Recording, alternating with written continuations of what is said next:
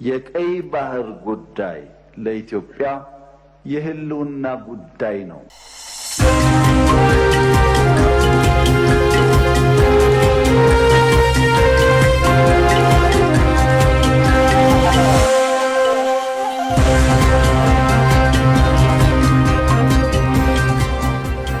ተባብሶ በቀጠለው የኢራንና የእስራኤል ጦርነት በቴል አቪቭ የሚገኘው የአሜሪካ ኤምባሲ በኢራን ሚሳኤል ኢላማ ተደርጓል። የኢራን እስላማዊ አብዮታዊ ዘብ በእስራኤል ላይ የሚካሄደው ዘመቻ ሀገሪቱ ሙሉ ለሙሉ እስከምትጠፋ ድረስ እንደሚቀጥል አስታውቋል። በሌላ በኩልም ሀገራትም በኢራን እስራኤል ጦርነት ዙሪያ ስጋታቸውን እየገለጹ ይገኛሉ።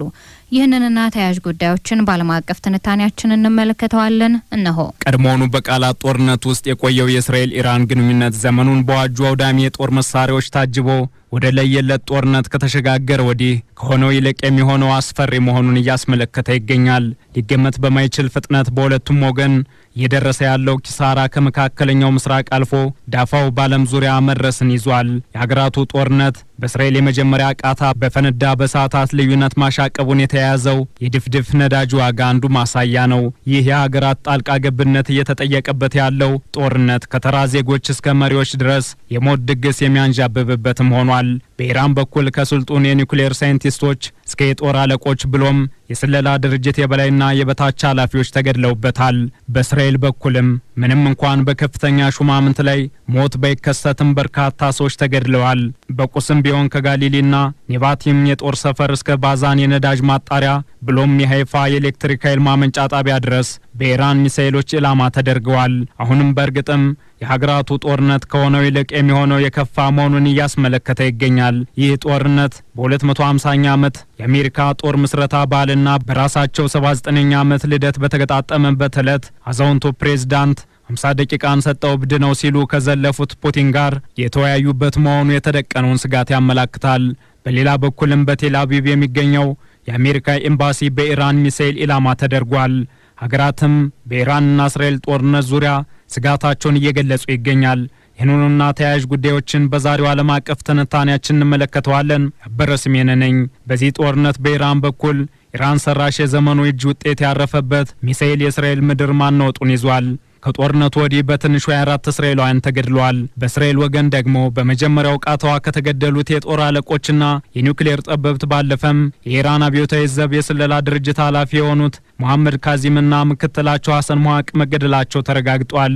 በአጠቃላይ በእስራኤል ጥቃት ኢራን ውስጥ ከ220 በላይ ሰዎች ሲገደሉ 1500 የሚደርሱ ሰዎች ደግሞ መቁሰላቸውን የሀገሪቱ ጤና ሚኒስቴር አስታውቋል። በዚህ ሂደት አሜሪካ ሰራሽ አውዳሚ ሰው አልባ አውሮፕላን ጥቅም ላይ ውሏል። ከነዚህም ውስጥ አንዱ የአሜሪካ ሰው አልባ አውሮፕላን በኢራን አብዮታዊ ዘብ ተመቶ ግብዓተ መሬቱ ተፈጽሟል። ምንም እንኳን የአሜሪካ እጅ አለበት የሚለው የኢራን ውንጀላ አዛውንቱ ፕሬዝዳንት ደጋግመው የካዱት ጉዳይ ቢሆንም በኢራን ሰማይ ስር የተርመሰመሱ ከሚገኙት የእስራኤል ሰው አልባ አውሮፕላኖች አብረው የተሰለፉ ቀዳሚዎቹ አሜሪካ ሰራሽ መሆናቸው እየታየ ነው። እስራኤልም ብትሆን በቀጥታ አሜሪካ ከእርሷ ጎን ተሰልፋ እንድትዋጋ እየተማጸነች ትገኛለች። ኢራን በይፋ አብራችሁኝ ተሰለፉ የሚል ጥሪዋን ያቀረበችለት ሀገር እስካሁን ባይኖርም ሶሪያ ጣልቃ ልትገባ እንደምትችል እየተነገረ ነው። የቱርኩ ፕሬዝዳንት እስራኤል በኢራን ላይ የሰነዘረችውን ጥቃት ተከትሎ በተከሰተው የለየለት ጦርነት ሶሪያ ጣልቃ እንዳትገባ አስጠንቅቀዋል።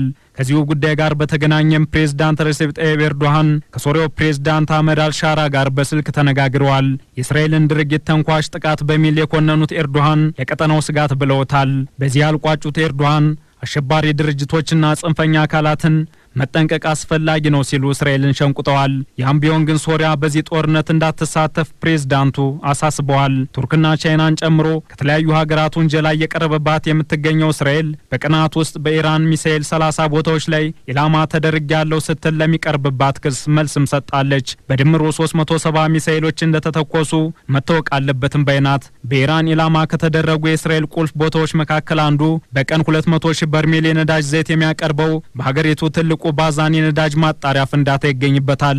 በቀጠለው ውጊያ ዘገባው እስከተጠናከረበት ጊዜ ድረስ እስራኤል 9 ዙር ኢራን ደግሞ 4 ዙር ጥቃት ፈጽመዋል።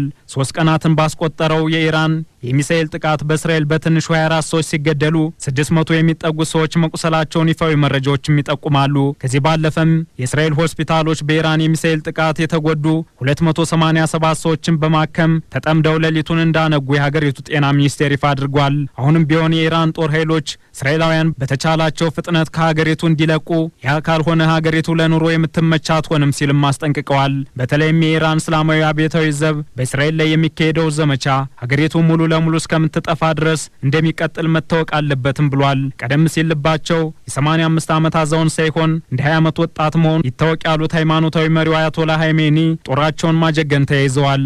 ምናልባትም ጦርነቱ የሚቋጭበት ሁኔታ ካልተገኘ ኢራን ከእስራኤል ባለፈ የአሜሪካን የጦር ሰፈሮች እንደምታጠቃ የዛተችውን የሚሆንበት እድልም ሰፊ ሆኗል። በእስራኤል መዲና ቴል አቪቭ መጠነኛ ጉዳት የደረሰበት የአሜሪካ ኤምባሲ ይህንኑ የሚያመላክትም ሆኗል። ይህ ከሆነ ደግሞ አሜሪካ ለቀጥተኛ የጦር ጣልቃ ገብነት የሚጋብዝም ያደርገዋል። እሁድ ምሽት ኢራን ባስወነጨፈቻቸው ሚሳኤሎች በቴል አቪቭ የሚገኘው የአሜሪካ ኤምባሲ ቅርንጫፍ መጠነኛ ጉዳት የደረሰበት መሆኑንም በእስራኤል የአሜሪካ አምባሳደር አረጋግጠዋል። አምባሳደር ማይክ ሃካቢ በኤክስ ገጻቸው ላይ እንዳሰፈሩት ኤምባሲው በኢራን ሚሳኤሎች ጉዳት ስለደረሰበት ዝግ ሆኖ ይቆያልም ብለዋል። በጥቃቱ የተጎዳ ሰራተኛ እንደሌለም አምባሳደሩ ተናግረዋል። በቀጠናው ከሚገኙ የአሜሪካ ንብረቶች መካከል በአረብ ባህር ውስጥ ተዋጊ ጄቶች፣ የጦር ሰፈሮች እንዲሁም በሺዎች የሚቆጠሩ ወታደሮች ይገኙበታል። ከአረብ ጥቃቱ በፊት ኢራን በእስራኤል ላይ ብቻ ሳይሆን በአካባቢው ባሉ የአሜሪካ የጦር ሰፈሮች ላይ እርምጃ እንደምትወስድ ስትዝትም ቆይታለች። በተለይም እርምጃው የአሜሪካን ወታደራዊ መሰረተ ልማት በማውደም ከመካከለኛው ምስራቅ እንደምታባረር መግለጿ ይታወሳል።